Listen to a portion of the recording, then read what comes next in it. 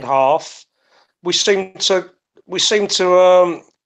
understand better. I think it's because the personnel were better quality, and they understood the pressing, and we started to make more chances. When Guendouzi came on, wow, what a player! I mean, he just picked the ball up from central defence, probed and prodded, passed speed, which was perfect into feet. He's just a find, I tell you. He's a proper player. The scouts have done us proud there, I tell you. I'm so enthusiastic about this boy. I don't think I've ever seen a fella just settle into a side and play with such confidence. For a 19-year-old, it was just incredible. I agree totally with you, Ross. I mean, it could be the bargain of the window. I mean, the entire Premier League window. Yeah, this guy could be a bargain of the window. When people talk about playmakers, Ola, the term's used very loosely sometimes, but I think this fella, he's a proper playmaker. He's a baller. He's an absolute. I just can't believe where they found him from, because he's blown me away the last 2 games I've watched him. I've never been so enthusiastic about watching a player since Liam Brady. I mean, I've never seen someone so comfortable with a ball. I'm really, really, really blown away by the fella.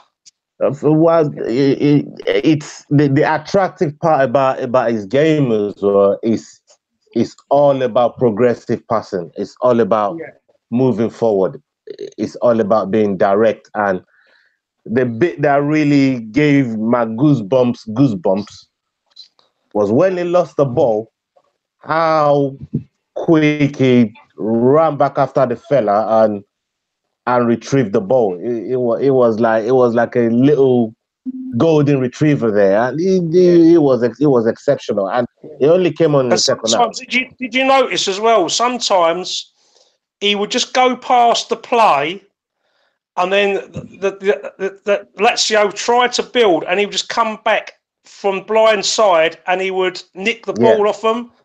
And his engine was superb as well. I'm glowing. Hey, it's close. Hey, I saw that, and we've got to think. What did you make of the goalie? Did he look? Bernd Leno. Did he look assured? Yeah. Yeah, I think. I thought. Sorry, Russ. I thought he looked quite assured. He's quite good with his feet as well, you know. And the way that the goalkeeping position has changed, you know, like the guys look really comfortable in giving him the ball back there. I noticed a lot last few seasons with Czech and Espina. Every time they got the ball at the back, you're like, oh, like, needs to kick it up the field. With him, you feel very, very assured that he's going to do the job that, you know, what you want. And he can pick a pass as well. That's why he's got to start. Yeah. That's why he's got to start first game, because if we're going to play that stuff, one on the ball. Do you understand what I mean? Am I coming across here on that? Yeah. I got what you just said, Claude. Yeah, he's good with the ball at his feet, Leno, and his distribution of the football very calm and assured as well. But I still think there's a lot of problems at the back watching tonight. There's loads of times that Lazio. It was very poor finishing, but we let him in. So from what you've seen in the preseason, what do you think Emery has laid enough foundation to actually build on going into the season? Sorry, go ahead. Claude, how have you seen Emery's work from what you've seen so far in the whole of the preseason? you think is to can get that top for this season? It's very difficult to say. I mean, until we've played like the first 3 or 4 games of the season, I don't think we can really tell. I think it's very the opposition we've been playing. The only really decent one we played was Chelsea in the first 60 minutes, I thought. So basically that's the honeymoon period of the Premier League. Really, the first five sort of games. Judging, What you were just saying, Get saying there, past Ola, about that, then try and see where we are there. Yeah, what we can take from the first few friendlies. There's still periods in the game where we look like Wenger's team, and there's periods in the game when we look like Emery's team. And I think that's going to take a little while to get out of the player system. Don't forget, there's quite a few of those players have been playing under the system that Wenger installed in the club, and that's slowly been changed. So it's going to be difficult. That's been like drilled into them since they were 9 years old, some of them. It's going to take more than a few games to get that ironed out. And I think that's what the little teething problems you're seeing in some of the games, where players don't quite pick up runners and things like that. And I think that will slowly improve. Yeah. Anyone hear me yet? Yes, we can hear you, Mike. Look at that, man. Finally. Very faintly. Finally, you boys. All right, so we got a nude black guy with a blue background who's looking fucking awesome right now. Lewis? Yes. Are you are you like flexing in front of the camera right now or what? No flexing, man. This is pure hard work in the gym. All right. Well, look, you're amazing. I'm sorry for my technical difficulties, but this was a game today that that made me a little excited. I got a little aroused today by what I saw. I have to admit.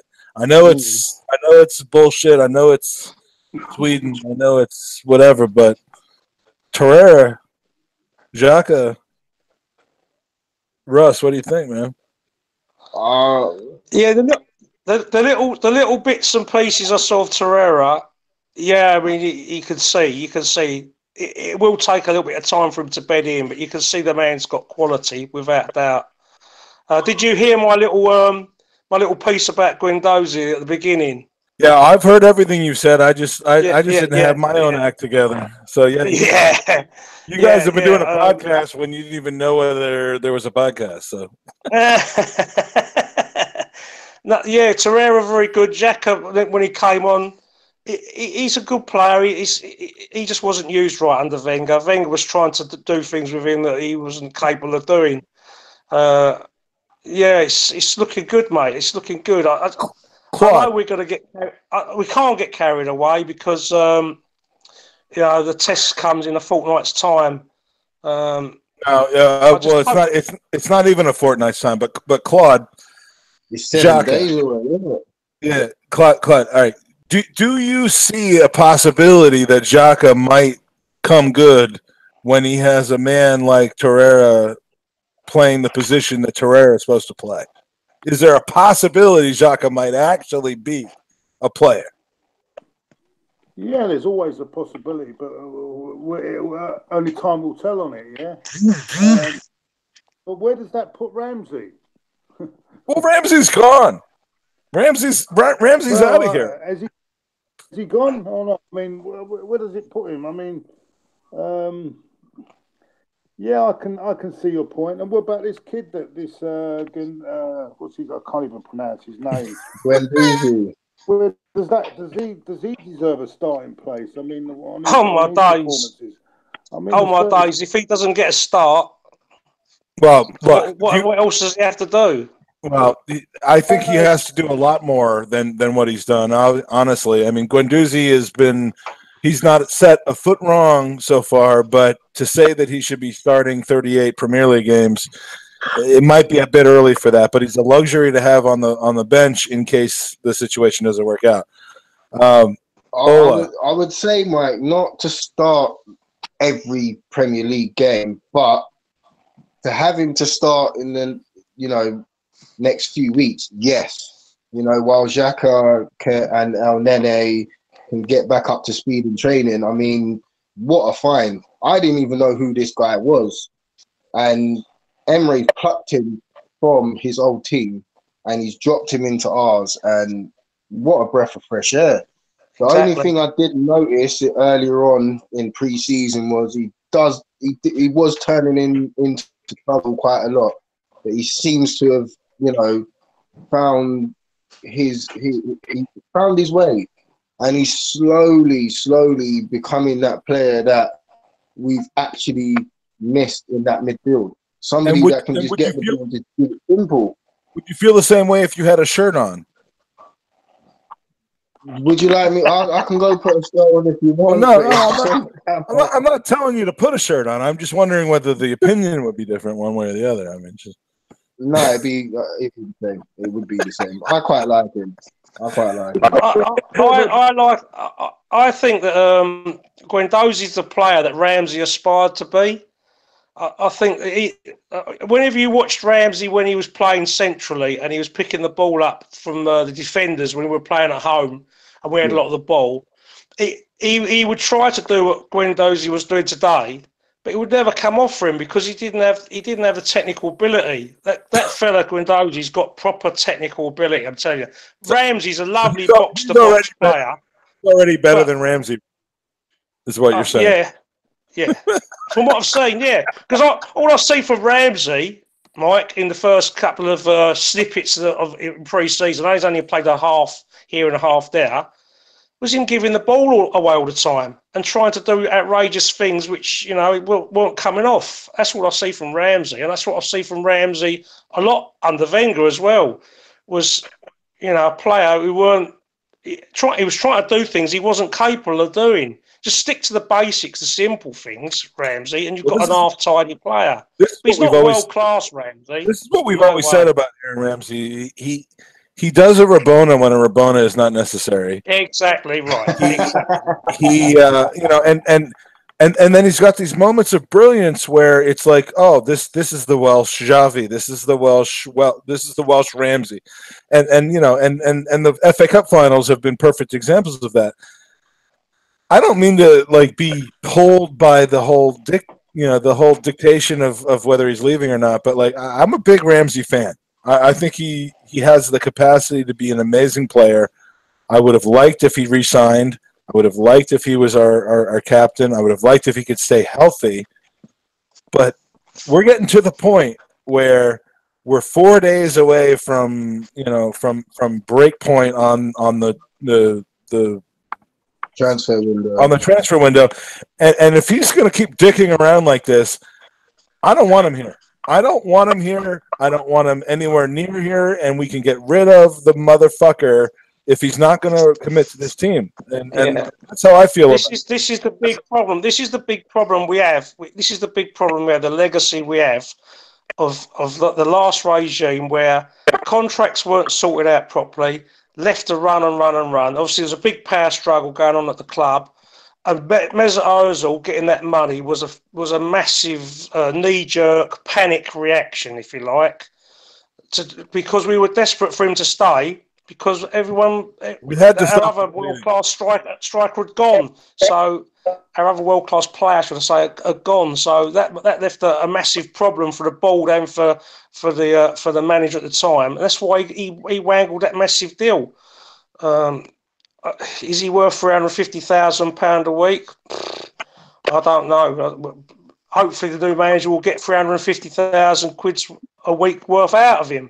That we will see. Yeah, I mean, I still think the big problem we've got is the left back problem now, isn't it? Agreed. I cannot agree with you any more than that. Our left side isn't as strong as our right side, but even then, how strong is our right side though at the moment with Bellerin being? Like to say, like Bellerin, that man, when he first burst onto the scene, I was like, wow, we've got a right-sided version of Ashley Cole.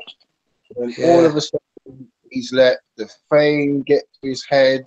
He's let the whole I'm in the Arsenal first team get to his head. And he's never had anyone to challenge him in that right back position. Lewis. Lewis, October 2016, we had been podcasting for about 3 months, and I said Hector Bellerin was a $70 million player, 70 million pound player. I said he's world class. There's no one better than him, and he was unplayable. And then 2 weeks later, what do you think happened to him then, Mike? 2 weeks what later, do you think happened to him? Well, a couple things. 2 weeks later, he played in the North London Derby, which I actually came over with my son to watch, and he hurt his ankle in that game, and he came back a little quick from that and wasn't the same. He got a concussion against Chelsea against Marcus Alonso, and then he went into fashion. Yeah. And look, I mean, the man isn't. To me, he's not into football. It's easy for me to say that. I don't know that, but the guy's got his head in so many different places, and he's a shell of what he was 2 years ago. I think you're quite justified in saying that, because I don't see that he's progressed at all. There was one case in point today where he beat the player for fun going down the right-hand side, put the ball in, and hit the corner flag again. I mean, professional footballer shouldn't be hitting the corner flag from a running ball when he's supposed to be putting it in the box. That's just not on. Russ, what the hell's going on now? Russ, next Sunday, would you start Lichtsteiner or would you start Bellerin?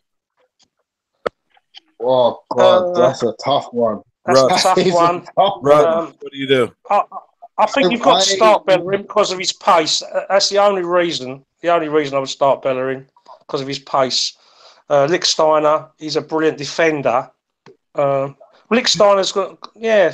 Did you not feel that Lichtsteiner came into the game today and had a little bit of an attitude? I mean, Lichtsteiner is a dirty fuck, and I think, and I say that in a good way. I say that in a good way. He's a winner. He's a winner. He's a serial winner, isn't he? But the thing with Bellerin, right? I watched the game on Thursday against Chelsea, and Hudson Odoi? He absolutely turned Bellerin inside out for fun. Douglas Costa, when we played Bayern Munich, did the same thing. Ian Robben did the same thing. I just don't understand how a player like Bellerin, who has pace, should know where a winger wants to go. And he still doesn't grasp the concept of, I don't need to keep. But don't you think, Lewis? Don't you think, Lewis, that over the past months he's lost that half a yard of pace he had, that little bit of extra he had that used to get him out of trouble? I think he's still got it. I think it's a confidence thing with him at times. Actually, Lewis, I agree with you. I think he's still got it. I just think people are faster than him now. Yeah, there is that. Maybe these young players more than he does. Oh, by the way, Mike, hello. How are you? You all right? Maybe they want it more than him instead of being faster than him. There were several times. I think Wenger didn't help Bellerin as a young player coming up.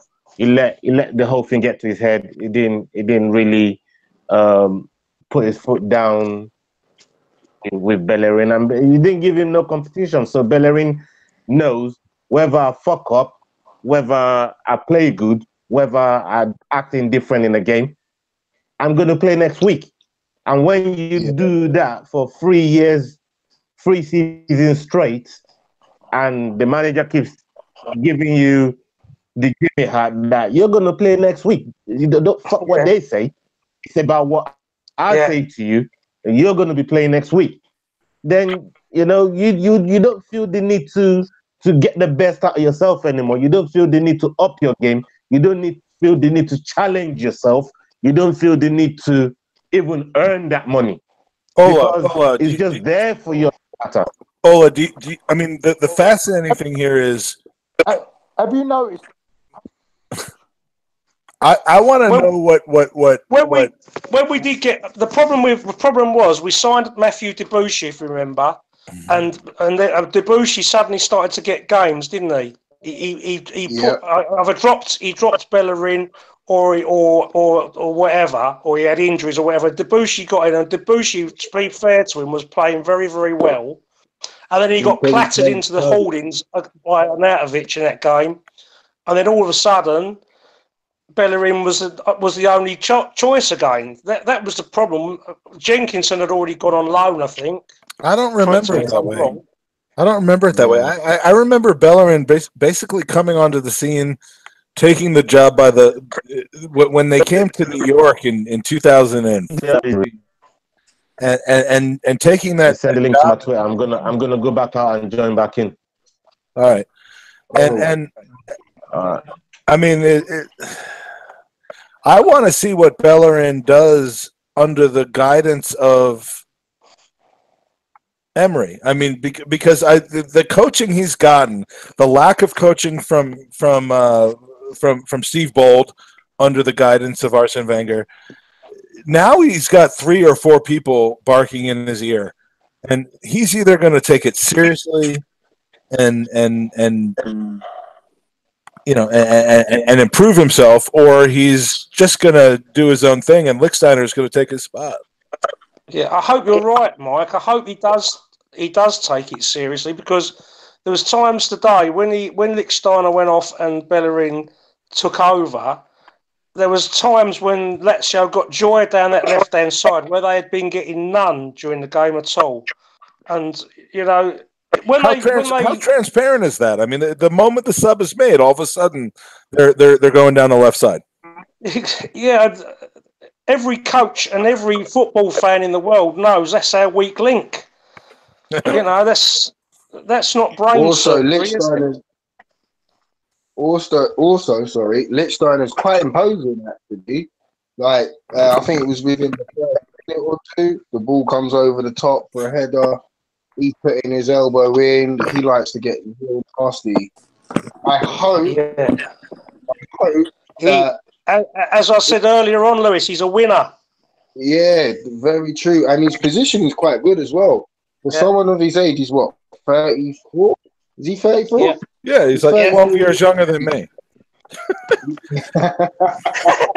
and look, and he's a beast. He's the guy. Absolute beast. Is the guy? You know, is he Jordi Alba? Is he? I mean, he's not one of the best fullbacks in the world, but like, we have a guy who's Andy. Look at that.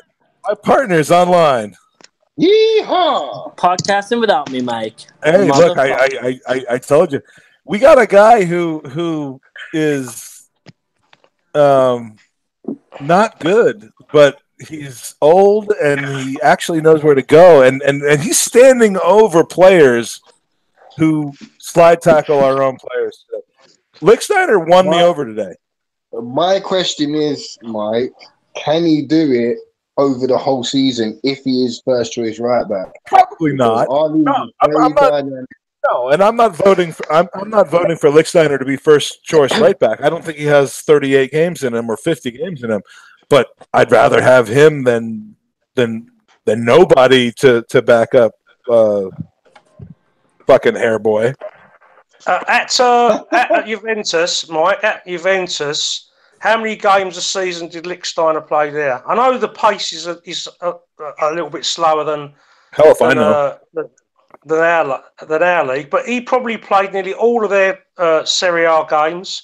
He played all their Champions League games, and he probably played all their version of the FA Cup games as well. So, you know, I don't think that's a problem myself. I don't think that's a problem. I think he could cope.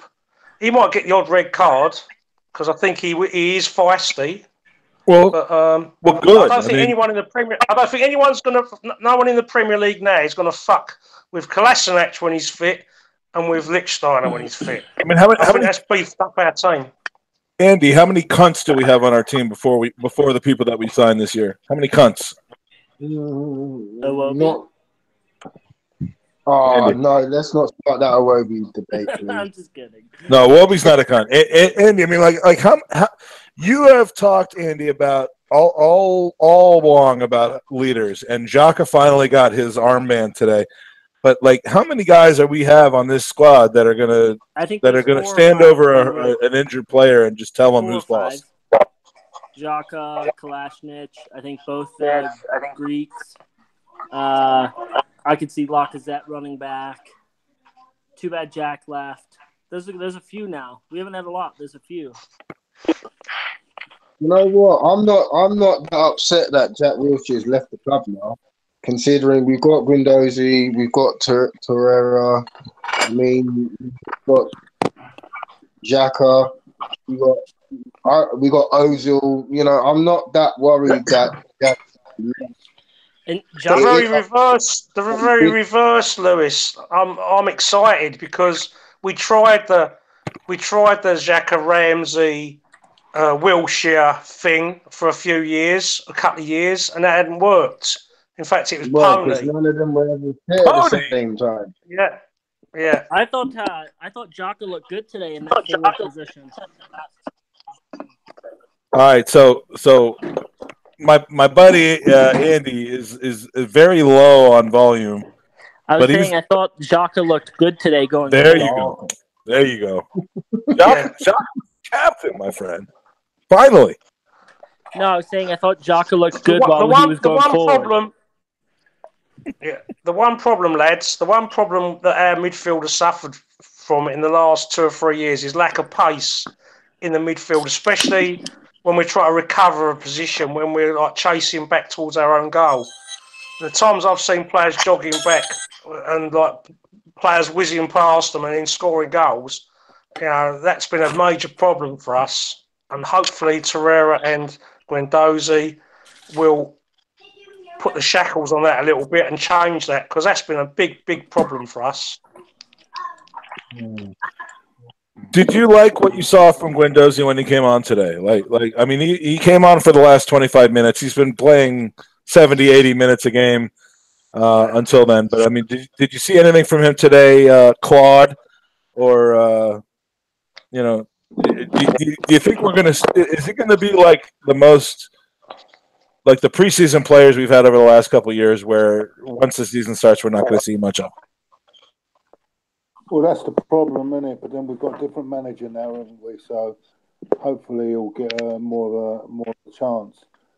I'm quite impressed with him, but then, as you say, it's pre-season. It's not an easy one to judge, really. But I like his attitude. I think he's got a lot. He's technically very, very good, and I don't see much of a weakness in his game. But my problem, I think, with our team at the moment are the fullbacks on either side. I think we're going to have Monreal out and Kolasinac both out at the moment. So we might have to play Maitland-Niles down. I don't think that's going to be ideal. And on the other side, I like Liechtenstein, but I've got a feeling that he's going to play Bellerin, and I'd rather have Liechtenstein in. But Liechtenstein is a country, but I hear what you're saying. Claude, would you rather have Niles at the left back?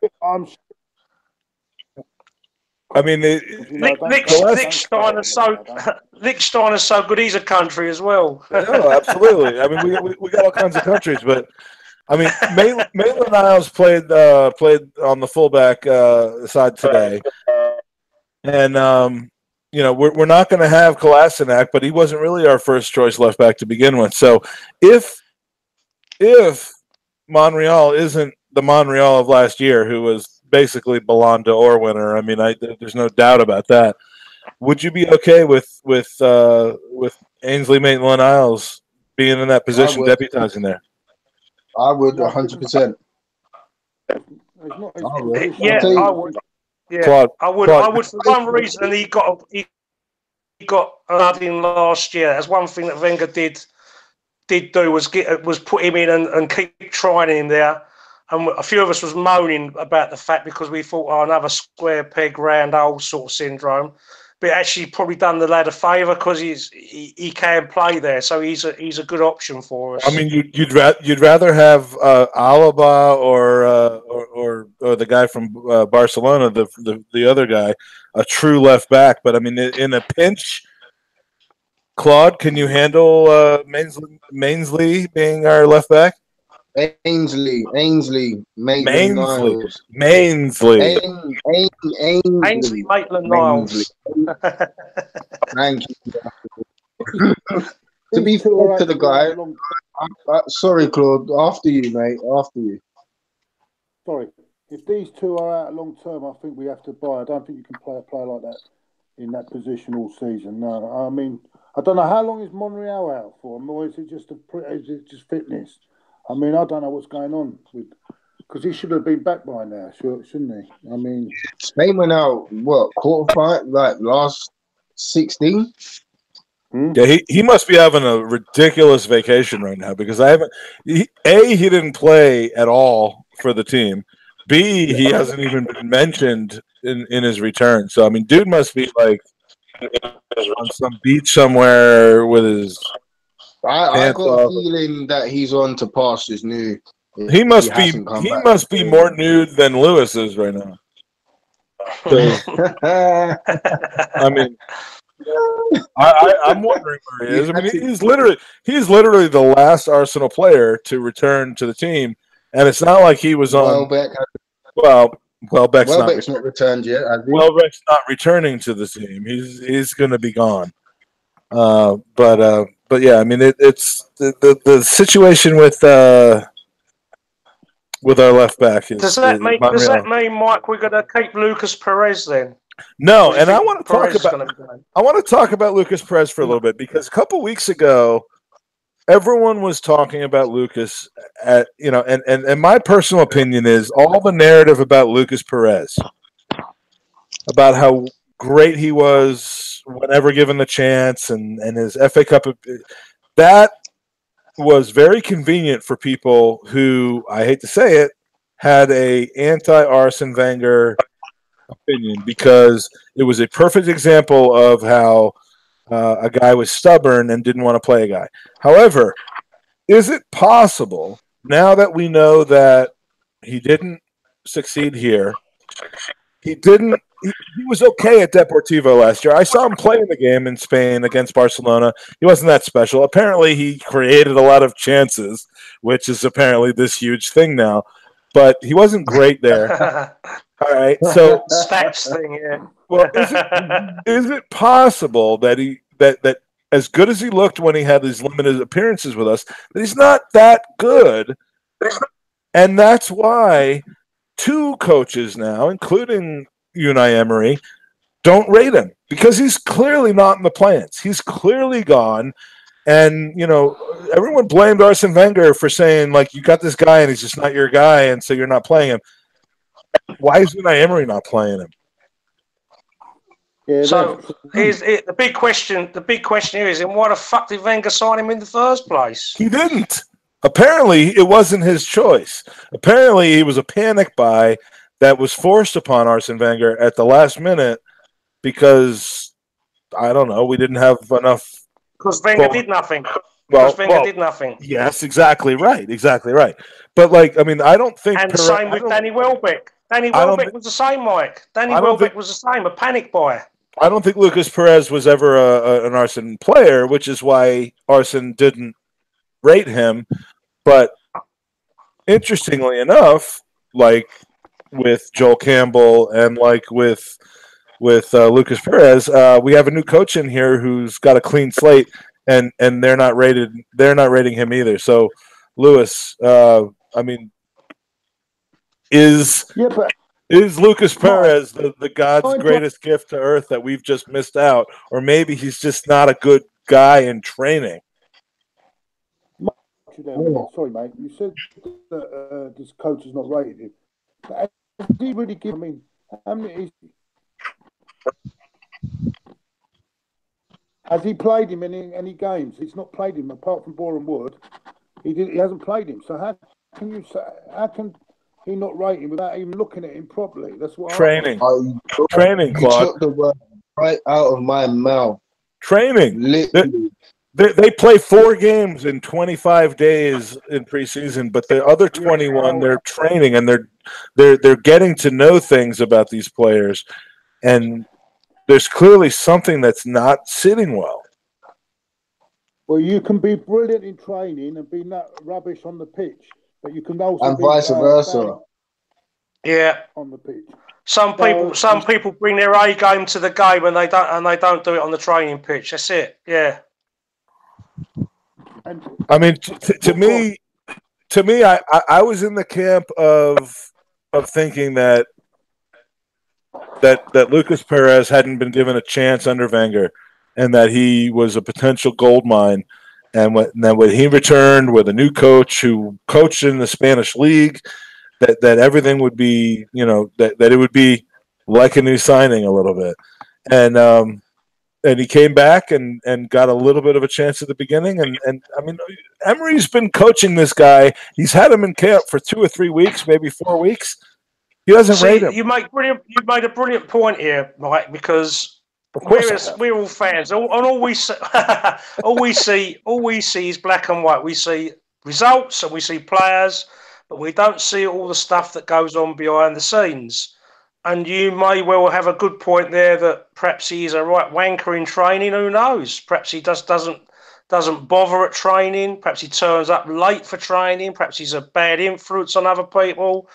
All this stuff goes on at football clubs. I'm just reading John Sitton's book, and some of the stuff that he's written in there about what goes on between managers and players. You couldn't make some of it up. So that is a good point. Perhaps that's one of the reasons why he's being bombed out. Well, my thing about that's the reason why Podolski was bombed out as well. I mean, my thing about Lucas is like to me, the narrative about Lucas, and I'm.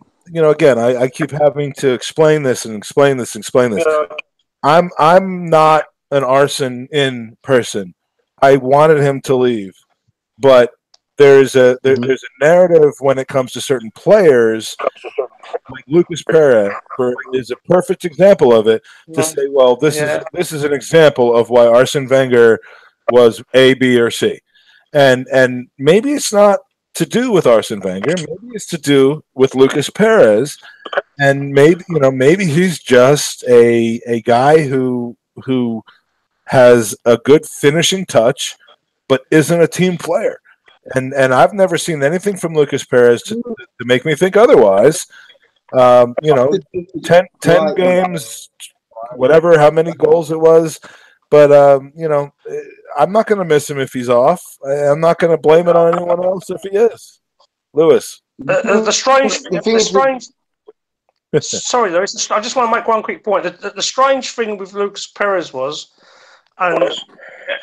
he scored a Champions League hat trick, and I know there was all tap-ins, but they still had to be put away. And he didn't start the next game. Yeah. Well.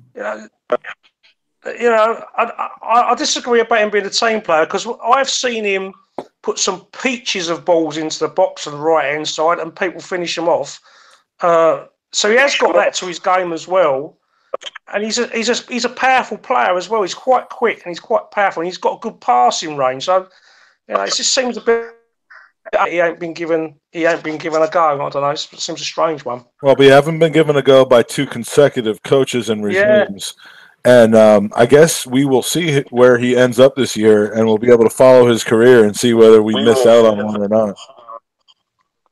Well, how old is he now? He's like 29, nearly 30. Exactly.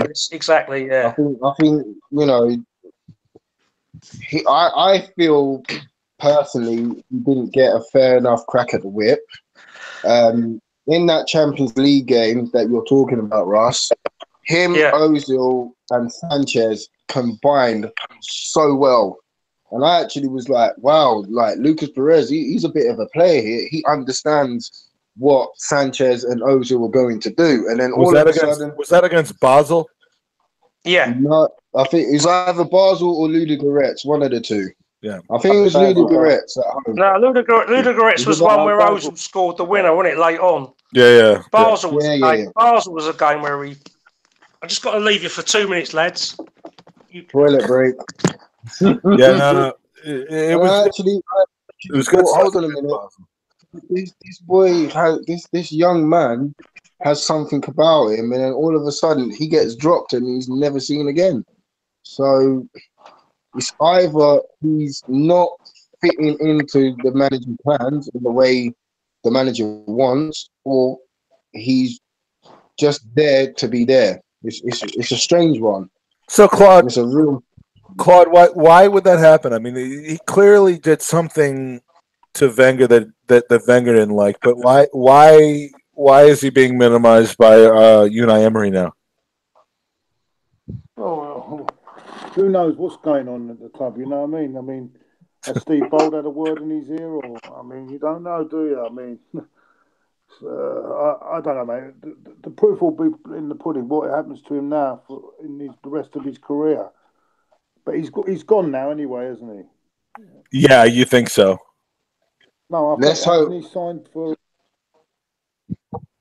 Isn't he going to Lazio? I thought he left the club. Not yet. Not yet. Well, let's hope we don't have an injury crisis up top, because we always seem to have a crisis somewhere positionally in our team. At the moment, it's left back. If Unai is going to play Lacazette and Aubameyang in the same team at the same time, I'm thinking, what's going to be plan B? Who's going to come in and, you know, if Aubameyang or Lacazette gets injured, who's going to be the guy that comes on and replaces him? Are we going to change the shape completely and play one up top and go 4-2-3-1 or what? Maybe Eddie Nketiah gets his chance. He didn't take it today. I think Eddie's a great. Yeah, but he's still very raw around the edges. Don't get me wrong, he can finish. He's a very good player. And I think he will get his chances this year. Just if he gets a major injury to one of those that he's the first pulling out of the hat. Well, let's wrap up the chat by saying that today was a good demonstration of beating an average continental team, and I liked what I saw today. I don't know about you, but I liked what I saw up front. I didn't think we got hurt too much in the back. I think that's going to be our big challenge in the first 10, 15 games of the Premier League season is our partnerships at the back. We might win games 4-3, and I hope that we do, but I hope that we don't lose games 2-1 because of stupid mistakes at the back, which I think are bound to happen. But the preseason's over. I think we will lose. I think we will lose some of those games 2-1 where we make a lot of He's got to play chances we don't play. Claude. He's got to play. Well, let's put it this way. It's going to be an interesting season. My personal hope is that we fight and we play hard and we don't keep doing the same things over and over again, and we don't keep making the same mistakes over and over again. Whether we finish 4th, 5th, or 6th in the league, 3rd in the league, whether we win a cup or trophy, whether we win the Europa League, for me, it is about showing that we have changed. And and I think that can be visualized in ways that aren't necessarily, on the pitch or in the results. I think you'll see that in the eyes of the player. I think you'll see that in whether players maintain their spot after they've shit the bed, which I hope they don't continue to do. And for me, as long as I see that, I'll take a 5th place finish and no trophies, as long as I think we're headed in the right direction. And then next year, can I ask Lewis a question? Can I ask Lewis a question, Mike? Of course you can. Zonal marking or man-to-man marking. Now, we saw an example of zonal marking the other day when Rudiger scored that goal, and Smith Rowe was marking Rudiger, and Socrates was marking Fabregas, I think, or was in the zone, sorry, in the same zone as Fabregas, and Did you find that odd? Right, let me draw upon my own experiences, right? I've never done zone. I've done zone marking once in my whole entire career of playing football, and it is confusing as hell. Man-to-man marking, height for height. You lose your man, it's your fault. It should always be man-to-man, in my opinion. Always man-to-man. Because then if your man goes and scores the goal, you're to blame. You can't turn around and say, but my zone, you should be going there. No, none of that. You get touch tight and you go with your man. As simple as that. Because as soon as someone's got a run on you, Space doesn't score goals. That's right, Claude. 100% it done. 100% it done. I didn't quite catch that, but I guess that was, you never see a zone score a goal. Was that right? No, he said Space doesn't score a goal. Or a zone don't score a goal, yeah. Yeah. Well, we got 38 games plus coming up, and I think it's going to be a fascinating season. I can't be more excited about the season coming up. Today at the pub, it was a needless, not even televised game, and we got 10 people at the pub in Arlington, Virginia, USA, streaming from my phone, watching Arsenal against Lazio today. So we are all excited for this thing coming up next Saturday. And rightly so. And rightly so, because we're a sleeping giant. There's no two ways about that. Yeah, the energy is high, and next Saturday it's going to be, win, lose, or draw. And I mean this next Saturday. Win, lose, or draw. I'm looking forward to this season more than I have in the last 10 years. Yeah. And yeah. So thank you for joining us today. I don't know if this is ever going to see the light of day, but I love chatting with you guys, and really I just wanted to spend a couple hours with a naked fit black man. I'm not completely naked. I've got bloody. Oh my god, dude, that was more than. I'm gonna have to go take care of myself now after seeing that. So cheers to you guys. Stop nicking people's pints at Guinness. Then that would be a start. You make me blush now, Mike. All right, love you, Lewis. Love you, Russ. Love you, Craig. Craig never was on. Love you, Claude. And come on, you Guinness. Yeah, till the next time. We should do this a bit more regular. It's quite